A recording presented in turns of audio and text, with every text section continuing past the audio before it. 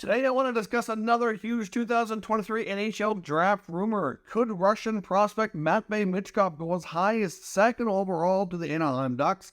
Does he have a lot of character issues that many teams and scouts are really concerned about affecting his draft stock, which if he doesn't go second, could he drop as low as eighth? I know we discussed before about the Capitals being a landing spot as well. Let's discuss all the Michkov rumors coming up next.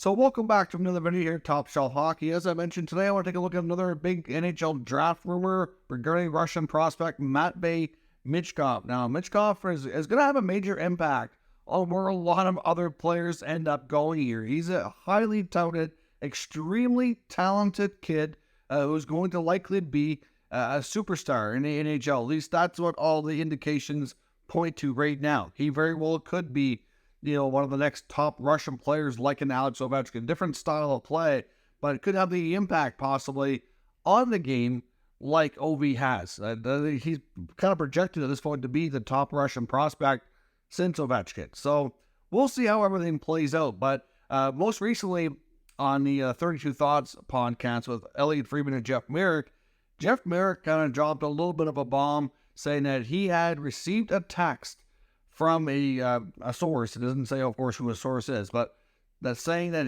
they believed that the Anaheim Ducks and Pat Verbeek would take Michkov at number 2. Obviously, Pat Verbeek, before he became the GM of the Anaheim Ducks, had worked with Steve Yzerman for a long time. He was like an Yzerman disciple, is what he was kind of referred to.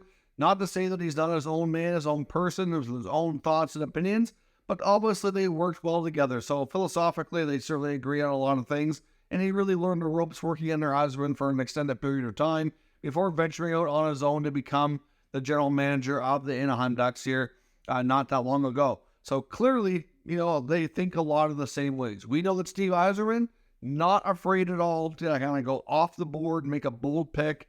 Yzerman has gone to the podium during NHL drafts in the past few years and made some selections that kind of raised some eyebrows. And for the most part, he's really done a good job and turned out to be right. Like, for example, when Mo Seider was drafted, that was kind of considered a bit high for what a lot of NHL scouting services had him ranked. Not that he wasn't a good player and likely wouldn't have been a first-round pick anyway, but a lot of people didn't expect him to go nearly as high as he did. Obviously, Yzerman, the Red Wings, and his staff valued him higher than most other teams.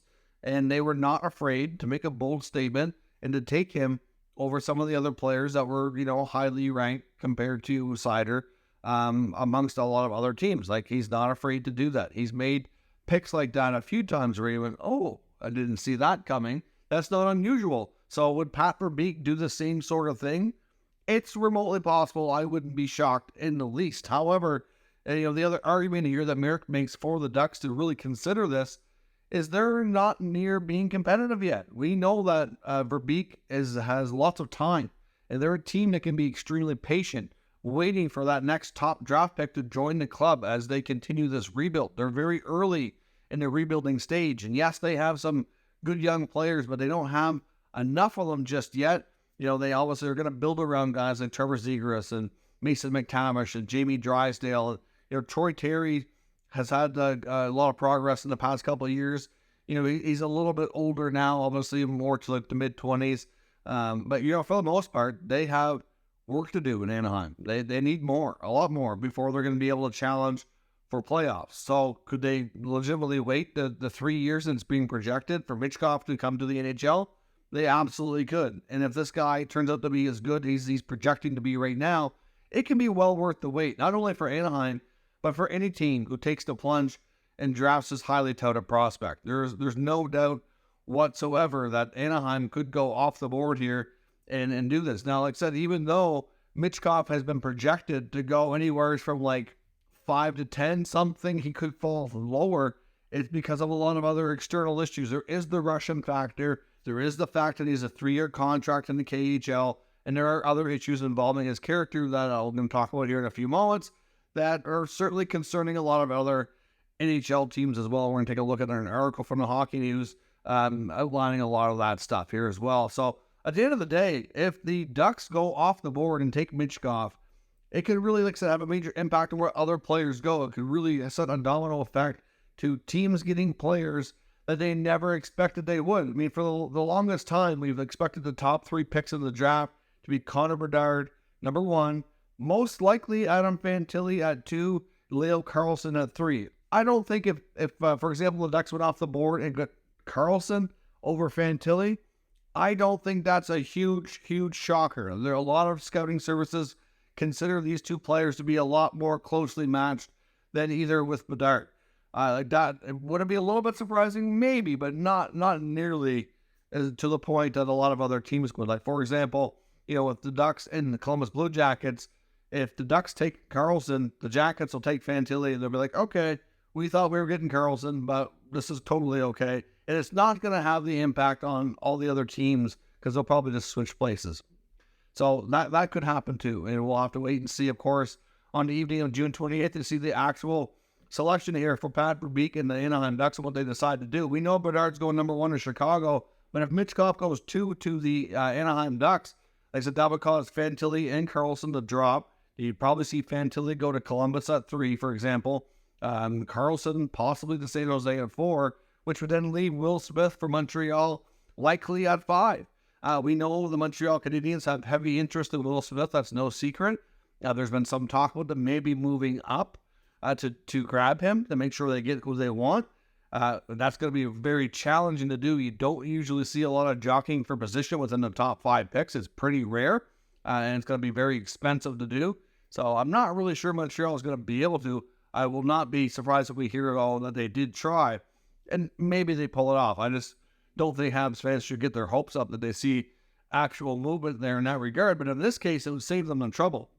If the Ducks went off the board and took Michkov at 2, it absolutely would let another prospect fall down and fall in their lap that would kind of cause less movement or less talks about movement at the very least. Like I said, the San Jose pick is a little bit of a wild card as well. I know the Capitals kind of see San Jose as possibly being a wild card and take Michkov too at 4. But most scouts would agree that Michkov is a top 2 talent. For the longest time, he was compared to Bedard and nobody else because he's supposed to be that good. And we'll see. I mean, from what I've seen, he looks like a very special, talented player. But like I said, you factor in the Russian factor. Some teams are scared off of the Russian factor right now because of the things going on over Russia and Ukraine. There are teams that are concerned over the fact that he's a 3-year contract. But most players in the top 10 outside of a couple are going to probably take at least 1, if not 2 years to be full-time NHLers anyway. So is it really a stretch to have a top 10 pick take 3 years? It really isn't. It's not that big a deal. It's not that much longer than a lot of these other guys are going to take anyway. And he's just going to be that much more mature and ready. And you're probably going to be able to skip over some of the growing pains some of these other players are going to get in the NHL. He's going to do that in Russia instead. So I don't know that it's really that big a deal, but teams are legitimately concerned. And then there's the character stuff that keeps coming up. So I want to take a look at an article here from the Hockey News, who took time to not only discuss this, but to talk to a Washington Capitals scout. Now, I want to look at some of the quotes that are kind of concerning here over the character of Michkov. But I do want to take this with a grain of salt as well, because I do kind of half wonder where this scout that's being interviewed works for Washington. Is this kind of like a reverse psychology approach where he's trying to convince other teams to not take him? It kind of crossed my mind here as I read through this and kind of wondered. I mean, yes, it's not the only time I've heard character concerns though for Michkov, and it's not the only team scout or a rep that I've heard make comments similar to this. So I do think there's a lot of legitimacy to it. It just, you can't help but wonder, because obviously we know a quote that I've heard was actually Elliot Friedman and was told a long time ago when he was covering the NBA in the beginning. Around the draft time, everybody lies because nobody wants you to really know what they're really going to do. It's just that simple. And really, like, teams aren't going to come out and be honest and give you their plans, because then everybody will know, and then they'll probably not be able to follow through on said plan. It's just how things work, and it makes a lot of sense to me. But this news article, like I said, talks about Michkov's character, and a scout that works for the Capitals had a couple of very, somewhat shocking quotes here. I'll show you a couple here, for example, and I'll link the article in the pinned comment down below if you want to read through the whole thing. For example, it says here, I can show correspondence when I wanted to meet up with him and as a scout and ask a few questions and do an interview. I have not seen such disrespect for other people in my life. Now, we have heard before Elliotte Friedman make mention, of course, who's a well-connected NHL insider, saying that a lot of teams have had difficulty interviewing Michkov and talking to him. Some of them have even sent reps over to Russia trying to meet up with him and even tried to go to watch his games and see if they can talk to him after, just briefly, just for even a few minutes, and they keep getting blown off. And there's reports that say, and his article mentions it again, that his club team in the KHL advised him that that wasn't a good idea and he shouldn't talk to them. Why, I don't know, but that's what's going on there. Another quote, which obviously is concerning. It says, for me, he's one or two based on skill, but in character, in relation to teammates, coaching staff, management, fans, a person has fallen very low in the eyes of all scouts. So we keep hearing about the fact that Michkov's likely going to slide into the draft. And for the most part, you just keep hearing the same talking points about the Russian factor in the 3-year contract. But I do wonder if these character issues are as much, if not a bigger problem and concern for a lot of these teams, more so than the contract and the fact of where he's from. You really wonder. I mean, if the character issues are that, concerning, then that's a big deal. And we've seen a lot of other NHL players and prospects in the past fall in the draft because of character issues. There was even some concerns over, and I'm not sure how legit they were, but I've heard when Shane Wright fell in the draft that there was some concerns over character. Now, it's not the same type of character issues. I really don't think that completely different, but they had some concerns. And a lot of that for him was the fact when the OHL was shut down in the pandemic, he didn't go over to Europe to play.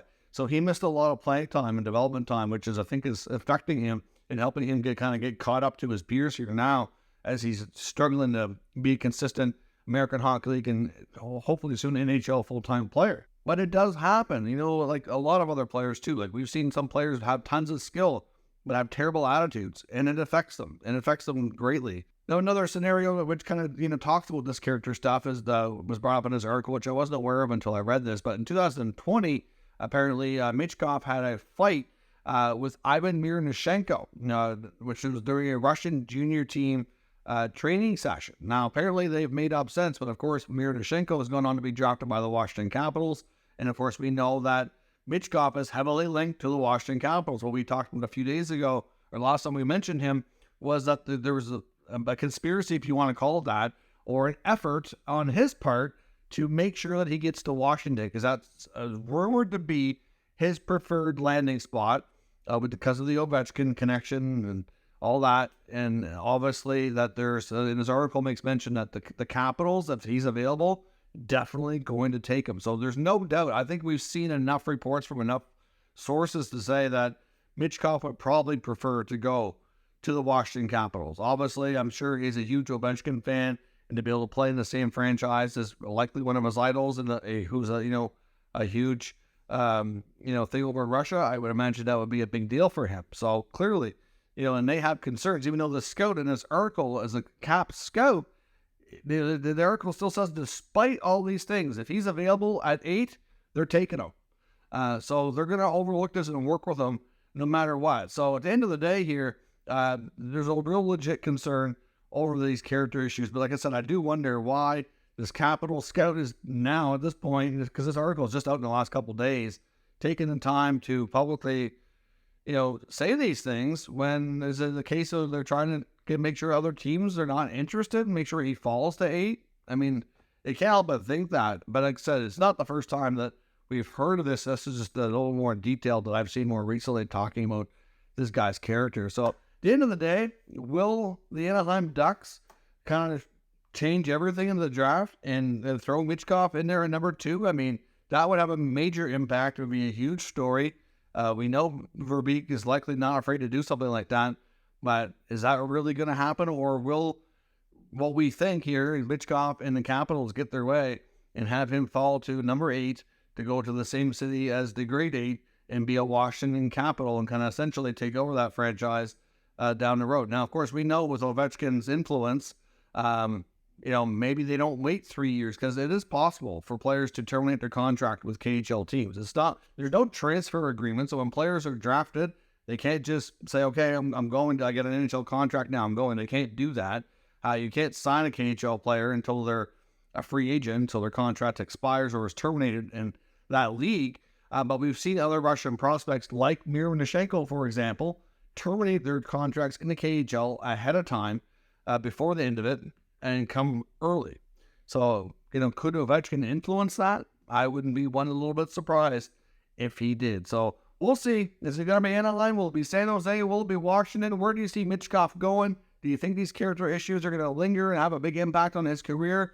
Or will his skill continue to speak for itself, and later on in a few years down the road, once he's played, we can look back and say he's definitely a top 2 talent? Let me know your thoughts down in the comments. We'll discuss further. If you're new to the channel, make sure you subscribe and stick around. We'll keep you up to date with a lot more content here in the 2023 NHL Draft, as well as all the news and rumors around the entire NHL. Thanks for watching, and I'll catch you next time.